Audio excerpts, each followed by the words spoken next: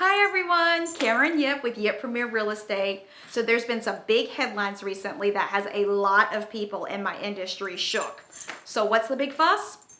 The National Association of Realtors recently reached a settlement on the ongoing antitrust lawsuits surrounding commissions. Although currently awaiting court approval, this settlement will bring along changes that will impact agents, buyers, and sellers. I wanted to give you my take on this because I'm passionate about my profession, and I wanted to also provide some context about some of the upcoming changes.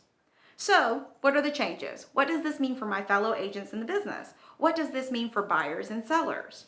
First, let's zoom in locally, because as we know, real estate is deeply local. I'm sharing insights straight from my experiences in the vibrant markets of Columbia, South Carolina, and our surrounding areas. So one of the part of the settlement requires brokers and buyers to enter into buyer agency agreements. This agreement is a signed document between the buyer and the broker. It spells out how the broker will be paid, how much the broker will be paid, what are the responsibilities of the broker in representing the buyer, and what are the responsibilities of the buyer in order to have representation. I'm glad to report we are already ahead on this, like way ahead. Did you know South Carolina has had buyer agency agreements since the 1990s? We are currently one of a handful of states that have buyer agency agreements. So, yay to us. Another part of the settlement states that the buyer broker compensation will no longer be listed in the MLS.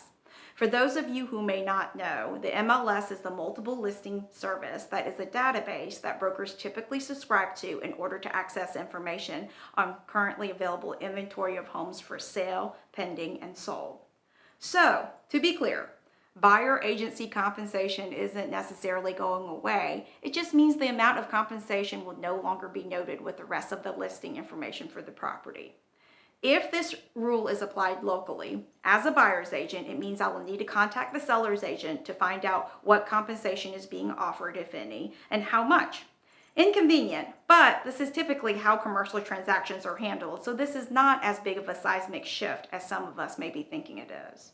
However, compensation agreements between agencies and buyer-broker fees will likely now be made an added part of contract negotiations. Buyers will also need to take a closer look at the total available funds to purchase. Typically, a buyer would have to consider the down payment, loan costs, and inspection costs. Now, they will also have to consider adding the cost of having their own representation to the equation. To be clear, representation is always optional. I'm subjective, of course, but one has to ask, why would you want to make the largest investment of your life without having representation? Everything is fine until it's not, and then you'll really want somebody who knows what they're doing to advocate and counsel you. I've been in practice for over 20 years, and in my opinion, real estate is getting more complicated, not less. In closing, commissions are always negotiable. On the listing agreement we use, there is an area that the seller fills in for the amount of compensation offered to the buyer's broker, if any.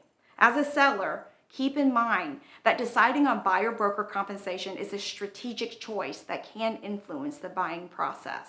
It could impact the buyer's decision on whether to pursue your home or another based on their loan type and impact the offer terms itself. For example, veterans often use a VA loan to purchase a home, and this loan type specifically prohibits the buyer from paying any real estate broker fees. With these changes, buyers may have to A, consider buying at a lesser price point or pursue certain homes in order to account for representation costs, B, forego representation altogether and hope that things go smoothly all the way to closing, and C, hope that they can negotiate buyer agent compensation into the offer. These are just a few things to consider. It's clear now that we must all approach things differently when buying and selling real estate. Change is hard, and I'm not thrilled about it, but this case has brought to the spotlight aspects of the real estate industry that has remained unchanged for many years.